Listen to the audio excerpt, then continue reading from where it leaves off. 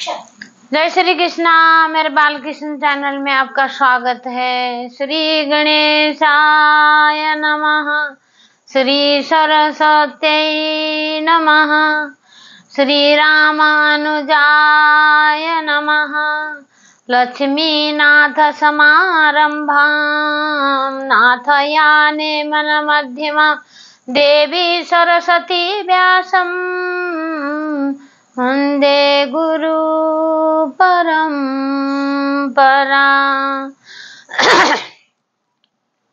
सुखदेव जी कहते हैं नारद जी को, हे नारद जी, आप अपना व्यास जी को अपना चरित्र सुनाओ। सुनाते नारद जी कहते मैं प्रभु पहला एक दासी पुत्र था। मेरी माँ दासी का काम करती थी। मेरी माँ, क्योंकि मैं जब छोटा था मेरे पिताजी देव धाम को चले गए थे। उसके बाद मेरी माता ने मुझे पाल पोषण मेरा किया कि दासी का काम करके घर घरों में मेरी माँ काम करती थी और गौशालाओं में गौ सेवा करती थी माँ मेरी। तो सारे गौशालाओं में घास चारा डालना, गौ माताओं को गोबर उठाना, ये सारे काम मेरी माँ ने किया। तो एक दिन ऐसे हुआ, एक दिन उस गांव में संत की टोली आई, संत महाराज आए कि जैसे चौमास के 4 महीने चौमास के होते हैं, जो 4 महीने चौमास के होते हैं तो भक्त जितने भी संत है ना, संत लोग अपने अपने वहाँ उसमें नहीं रहते कुटिया में। फिर वो चौमासों में 4 महीने चौमासों में बाहरी जंगलों में ये कहीं जाके अपना तपस्या वो करते हैं। तो गए तो उस गांव में गए तो उस गांव के लोगों ने बोला कि भाई आपके सेवा के लिए ये बच्चा बहुत इंटेलिजेंट भी है, सीधा साधा है, ये बच्चा भोला भाला है, इसको आपकी सेवा के लिए हम देते हैं। तो अगर मैंने खूब सेवा की, नारद जी कहते हैं व्यास जी को, व्यास जी मैंने खूब सेवा की संतों की, संत प्रसन्न होते हैं। तो वो कहते मैंने सुना था गुरु जी से कि जब संत प्रसन्न, संत जिस पे कृपा करेंगे उसका, जिसका कल्याण होना हो उसकी तरफ बार बार निहारते रहेंगे। तो ये सुना था। तो फिर मैंने देखा कि संत मेरे को बार बार निहार रहे थे। तो मैंने सोचा कि हो सकता है कि भाई मेरे अभी दिन बदलने वाले हो। तो उन्होंने, संतों ने कहा कि भाई संत बहुत खुश हो गए मेरे से, मैंने सेवा की, बहुत खुश हो गया। फिर उन्होंने पत्तल में जिससे खुश होते थे उसको प्रसाद देते थे, उनको प्रसाद मैंने पाया। प्रसाद पाने के बाद मैंने खूब सेवा की, संतों की खूब सेवा की। तो आज मैं, जब वो चौमास खत्म हो गया 4 महीने के, तो जाने लगे, मैं बहुत रोया। मैंने बोला संत महाराज मुझे भी आप ले चलो, अपने साथ ले चलो। उन्होंने मुझे एक मंत्र दे दिया कि ओम नमो भगवते वासुदेवाय, ओम नमो भगवते वासुदेवाय। उस मंत्र का मैंने जाप किया। फिर ये मेरे को इस शरीर को त्याग के फिर दिव्य शरीर मुझे ब्रह्मपुत्र बनने का सौभाग्य मिला। इतना अच्छे भक्त, कई कितने अच्छे अच्छे भक्त होते हैं। देखो नारद जी जैसे भक्त है,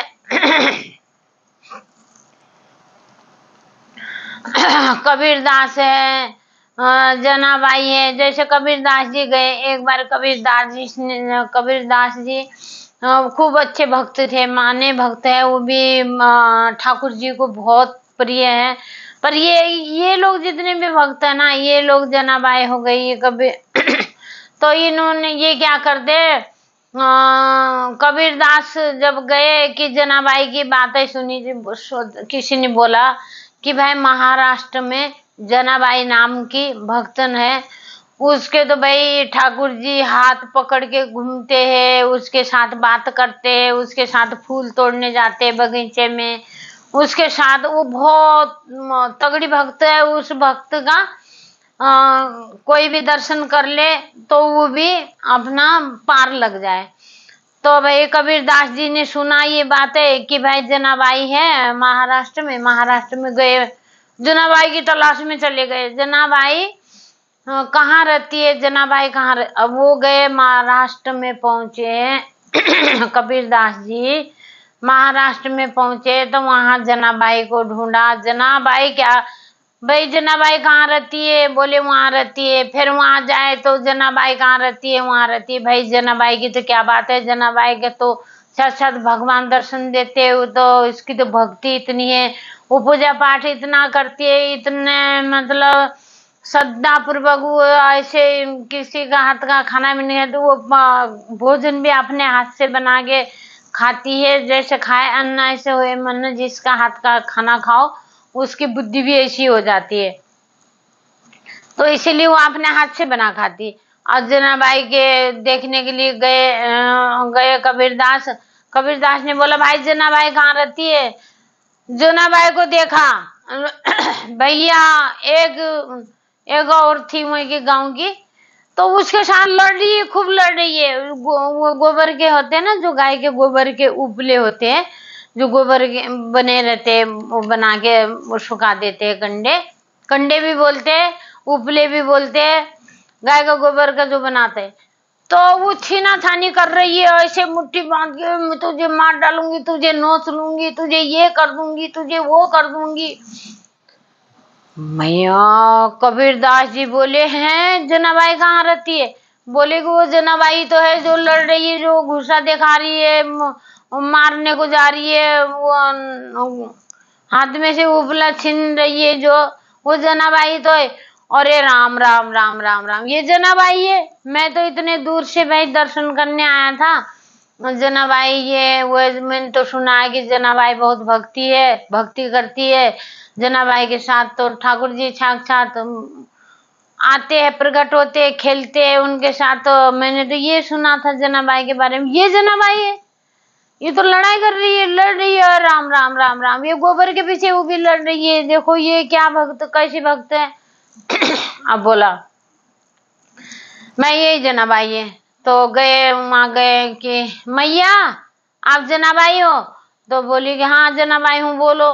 बोले कि जनाबाई आपको अच्छा नहीं लग रहा, आप तो भक्तन हो, आप तो भगवान के पूजा पाठ करते हो, भगवान का नाम जाप करते हो, भगवान के आप पे बहुत कृपा है, तो आप अच्छे नहीं लग रहे हो कि इस से लड़ाई कर रहे हो, तो हाथ में से गोबर छीन लो। कोई बात नहीं जनाबाई, गोबर है, गाय और गोबर दे देगी शाम को, और हो जाएगा गोबर। ये इतनी सी बात के लिए आप अपनी भक्ति खराब कर रहे हो।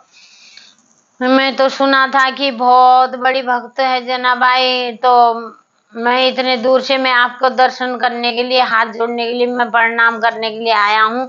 जनाबाई आप मत लड़ाई करो, आप मेरी बात सुनो।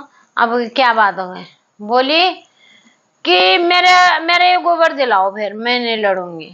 गोबर दिलाओ, ये कंडे दिलाओ। भाई कंडे, गोबर के कंडे आपको क्या करना है? आप रहने दो, आपका गाय और शाम को और हो जाएंगे गोबर। बोली कि नहीं मैं नहीं छोड़ूंगी, मेरे 3 है, एक ये है, एक उधर रखा हुआ है, एक उधर कोने में जो है वो, ये 3 मेरे। तो ने बोला, कबीरदास जी बोले कि आपको कैसे पता कि ये आपके ही है? बोली मुझे पता है।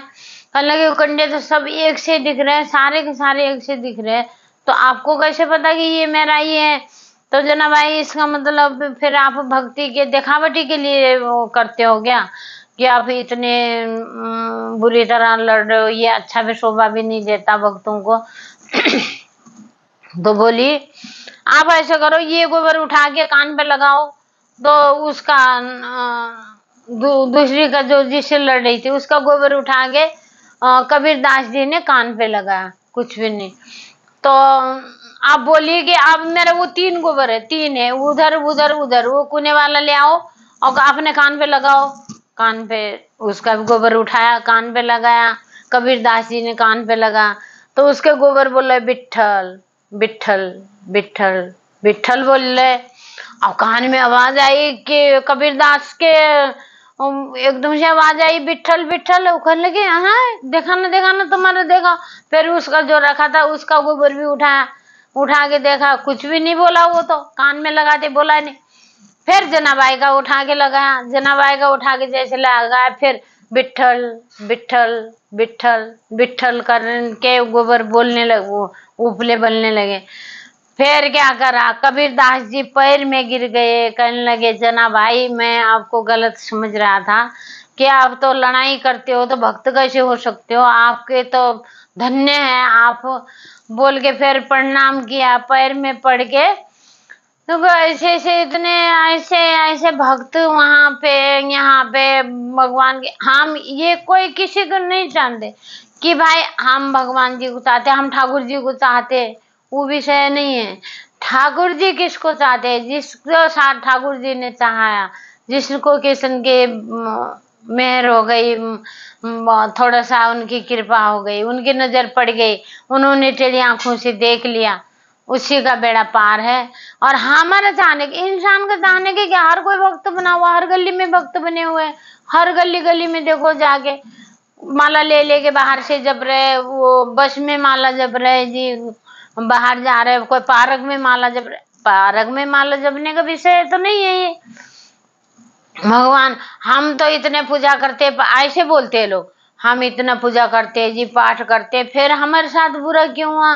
अरे भाई पूजे, जब पूजा पाठ, किसने बोला पूजा पाठ करने वालों के साथ बुरा नहीं होता, या पूजा पाठ करने वाले सुखी सुखी सुख मिलता है उनको, सुख दुख तो अपने कर्म के हिसाब से लिख गए, पहले पहले हो गए, जो तुम्हें अपना कर्म के हिसाब से और सुख दुख को भोगना ही है। आज नहीं भोगोगे और जन्म लोगे, उसमें भोगना जरूरी, पर ये है कि जल्दी भोग लो, आपने गलती मान लो, गलती को सुधार लो, उस गलती को दोबारा मत करो, तो फिर भोगोगे, मोक्ष भी हो सकता है, भगवान की कब नजर पड़ जाए, कब किस चीज में रिझा जाए प्रभु, किस चीज में रिझा जाए, किस भक्तों का हाथ थाम ले, कोई पता नहीं है, जिसका हाथ थामा उसी का मोक्ष हो जाएगा। ये कहते हम इतना भक्त करते जी, अरे और कहते थे कुछ भी हो जाएगा ना, जैसे घर में कुछ भी हो रहा, अरे बाप रे ये तो इतना पूजा पाठ करती थी, इसका कैसे हो गया ऐसे, अरे बाप रे ये तो इतना पूजा पाठ करती थी। अरे भाई किसने बोला पूजा पाठ करने वाले नहीं मरते, पूजा पाठ करने वालों को दुख नहीं आता, किसने बोला दुख अपने जगह पे है और भक्ति अपनी जगह पे, भक्तों को दुख नहीं आता, ये नहीं होता, और भक्त कभी मरते नहीं है, ये भी नहीं होता, कोई अमर नहीं होता, सब मरने, ये खेती है, मृत्यु लोग है, आना जाना जाना, सब ये लीला है, एक लीला रचाई है भगवान ने, बस ये उस लीला को हम किस तरह से उस लीला को निभाते हैं, ये इंसानों के ऊपर डिपेंड करते हैं। जय श्री कृष्ण।